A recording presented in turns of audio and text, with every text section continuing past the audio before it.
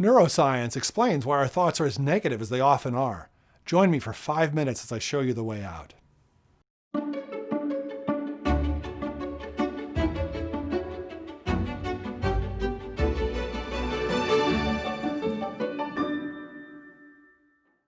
Welcome to 5 Minute Spirituality, a look at how the big-time spiritual masters, the greats, help you enjoy and thrive in your life right now. I'm joined by my wife, Grace, for this session. I want to start us today with some fascinating insights from neuroscience about the things we're talking about. Then we'll take a look at a small innovation that some Trappist monks make to the sort of meditation we talked about last time. And you'll hear from Grace about how that small innovation has been a big deal to her. So one neuroscientist suggests a startling analogy, telling us that our brains store negative experiences like Velcro, while positive experiences are like Teflon or butter. And then he tells us why this makes sense evolutionarily. If we think back to the hunter-gatherer era, let's say we're hunting, and we think we hear a lion behind the bush and we're terrified. Even if 99 times out of 100 there's no lion, that one time will save our lives, which is enough to justify it from an evolutionary point of view. But those other 99 times mean that we'll feel terrified and miserable a whole lot, which evolution evidently doesn't care about. And so as we'll look at in more depth in session 7, our default setting is to be reactive, to almost be like a raw nerve ending. There are Bible passages which contemplatives read as agreeing with a neuroscientist, like this one from John 12:3. The time for judging this world has come, when Satan, the ruler of this world, will be cast out. So Christian contemplatives argue that Satan rules the world by making our lives feel terrible, by being a horrible spoil sport. But they tell us that this troubling bias towards negativity points us towards something powerful, like we see in 1 John 3:8, which tells us the Son of God came to destroy the works of the devil. So God's on the case here and has a plan, evidently. But how does this work? How does Jesus destroy this pervasive negativity? Contemplatives and neuroscientists each have takes on this idea. Contemplatives say that even if we sit briefly with things that feel bad or scare us, they're prone to dissipate. In this view, as we sit in contemplation, Jesus sits with us, destroying the works of the devil. Neuroscientists talk about how we reprogram our brain. Sitting for even a moment with small positive experiences actually evidently reprograms us.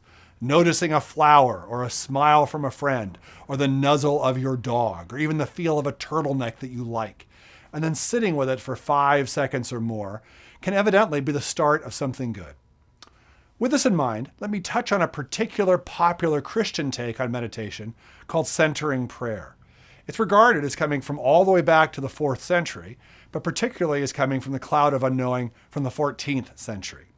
In its current form, it was popularized by some Trappist monks in the 1970s. The key innovation in centering prayer is a small one that has important symbolic meaning to people who like the practice. And that's the introduction of a sacred word.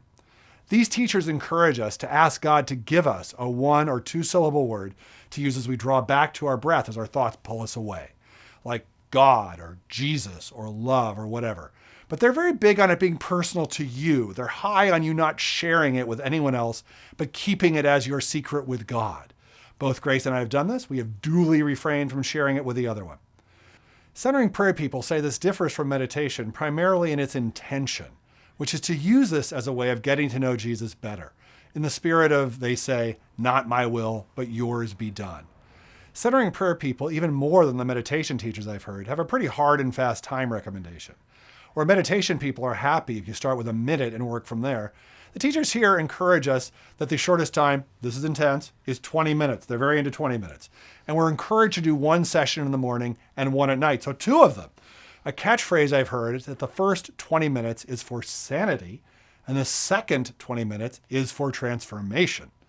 Now, that's a lot, so do what works for you. The most important thing is regularity. Grace, what are your thoughts? I'm still working on upping my centering prayer practice, but I can speak to what I've found helpful and motivating in it. In general, what I've really liked about doing contemplative prayer is that it's given me another way to practice and experience God's presence. It's less talky, I would say, than my typical prayer styles in the past, but it's been a potent way for me to be still and come aware of God's presence. I feel like I can look up to Him and take in His smile. Dave and I try to do centering prayer together in the mornings, and I like to start my 20 minutes with remembering the prayer from Psalm 27. One thing I ask, one thing I desire, that I may dwell in the house of the Lord all the days of my life, delighting in his perfections and meditating in his temple.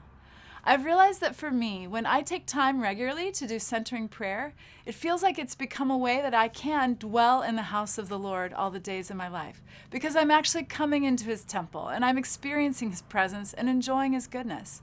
As Dave mentioned before about using a sacred word, I've appreciated that too as a way to come back to God's presence when I've realized that my mind's been wandering. I may realize that I'm worrying about one of our kids, or I'm thinking about what I'm going to make for dinner that night. But then I can just speak my sacred word to God that I feel like he gave me. For me, it feels like a prayer or worship for me. And then I'm right back in his presence with my attention on him. Anyway, give it a try. That's it for today. Next up is a look at what it looks like to open your heart to get the biggest spiritual bang for your buck of all. And if you enjoy 5-Minute Spirituality, you might also enjoy a lively weekly podcast on these things called Journey On with Dave Smeltzer, my name. And Grace and I also together host a vibrant online group on this stuff each week with people from all over. To learn more about that, shoot us an email. See you soon.